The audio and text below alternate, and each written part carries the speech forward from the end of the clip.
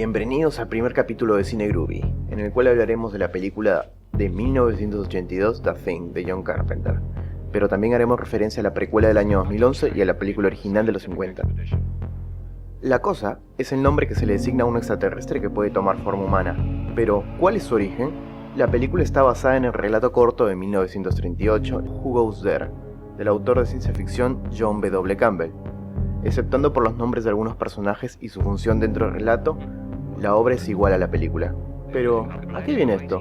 No pasó mucho tiempo para que Hollywood adaptara el relato a la pantalla grande. Así, en 1951 se estrenó El Enigma de Otro Mundo, a cargo de Christian Nyby y ayudado en gran parte por Howard Hawks. 31 años después del éxito de El Enigma de Otro Mundo, se estrenó la nueva versión de La Cosa, que resultó ser un fracaso comercial. La gente prefirió un extraterrestre que venía a darnos amor a través de una búsqueda interior, en vez de un extraterrestre que salía del interior y provocaba desconfianza en la gente.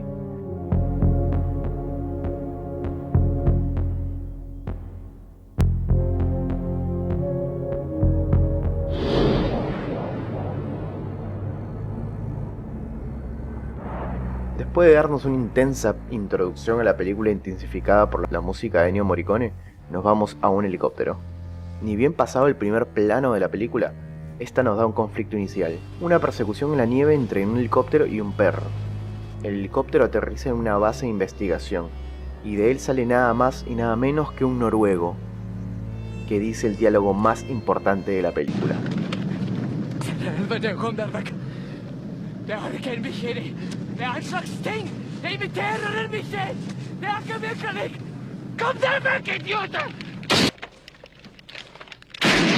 Bueno, ahí va la última opción de sobrevivir. Después de esto, los americanos intentan apagar el fuego causado por la explosión del helicóptero. Pero quiero que presten atención a esto. ¡Ey! ¡Hay alguien adentro! Nah, no importa, yo apagaré este pedazo de helicóptero que no sirve absolutamente para nada. Dentro de la base americana, tenemos a 12 hombres totalmente aislados de la sociedad, sin nada más que hacer que emborracharse como si el mundo se fuera a acabar. Si alguna vez se preguntaron por qué los personajes y la base se queman, ahora saben que es por la enorme cantidad de alcohol en sus venas. Después de la secuencia de inicio comienza la presentación de los personajes. Bueno, así va la cosa. McReady, el tipo duro del grupo, una rara mezcla entre Jim Morrison y Clint Eastwood. Cooper, el médico del grupo, un tipo dispuesto a darte una mano.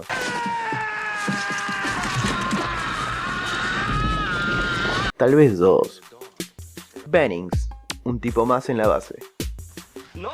Windows, un operador de radio que ama sus lentes.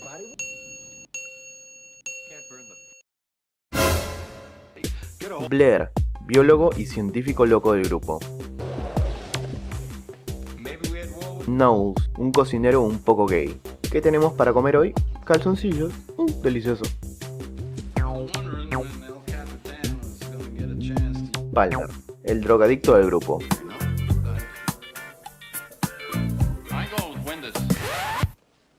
Gary, el hombre de nieve y además todo un comediante. Norris, si van a la Antártida en una estadía larga, acuérdense que no hay que perder la cabeza. Clark, un amante de los perros. Fuchs, científico y el único cuerdo del grupo. Childs, el personaje más oscuro de la película. Precisamente uno de los puntos por los cuales fracasó la película en su estreno es porque los personajes son muchos y se deja de lado el trabajo íntegro de cada uno. El Enigma de Otro Mundo está compuesto por personajes más elaborados cuyas funciones destacan de manera diferente. El público de La Cosa de Carpenter reaccionó de manera negativa al pensar que era una excusa para poder poner mucha sangre en la pantalla. Después de revisar el cadáver, McReady y Blair deciden ir a la base noruega y ver qué es lo que sucedió. Pero antes encontraremos el indicio número 1. El perro que rescataron se acerca a una sombra. ¿Será Palmer tal vez?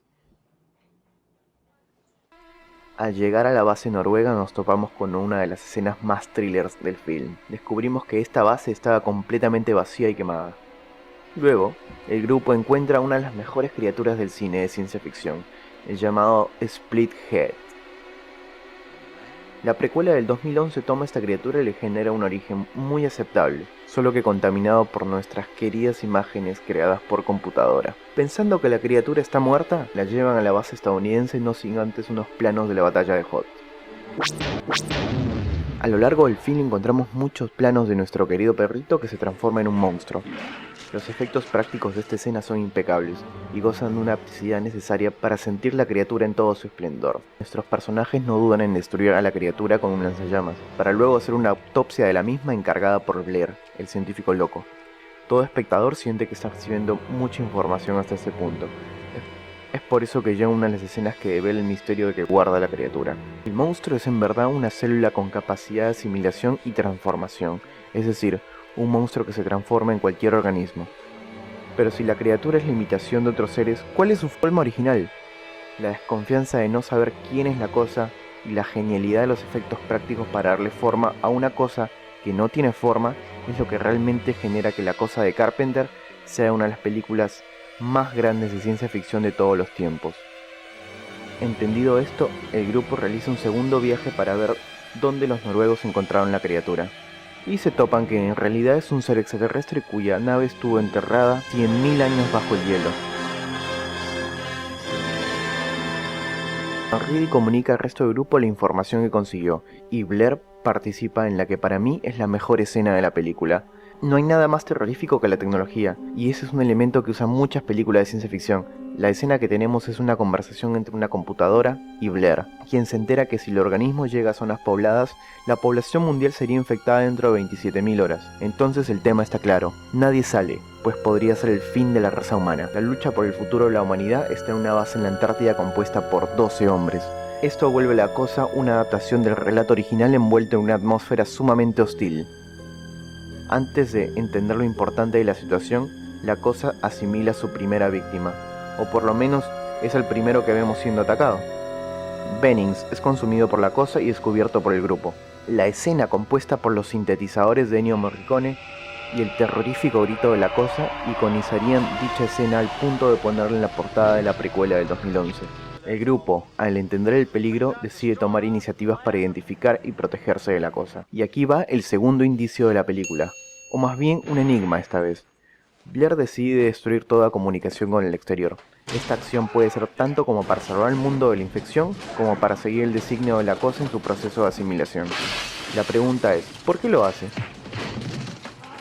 Al hacer esto, Blair se gana el aislamiento por parte del grupo. Carpenter dejó libre a la imaginación algunas, digámoslo así, faltas de información. No tuvo miedo en poner en diálogo una de ellas. Childs pregunta: If I was an imitation, a perfect imitation, how would you know if it was really me? En realidad es mucho lo que se deja a la imaginación, como por ejemplo, ¿por qué no preguntar un recuerdo personal para descubrir quién es La Cosa? El caso es que el relato original dice que La Cosa se apodera tanto de lo físico como de lo psicológico e incluso de la memoria. Entonces la imitación de la célula sería perfecta, pero eso no se explica en la película. En el film, el espectador logra empatizar con Reedy por tener mayor protagonismo, pero nuestro tercer indicio nos dice que ya no debemos confiar ni siquiera en él. Este indicio hace que nos preguntemos, ¿es Reedy La Cosa? Y al saber esto, él pondrá orden a la base. Luego, Norris se presenta como La Cosa en una escena llena de efectos prácticos y mucha creatividad.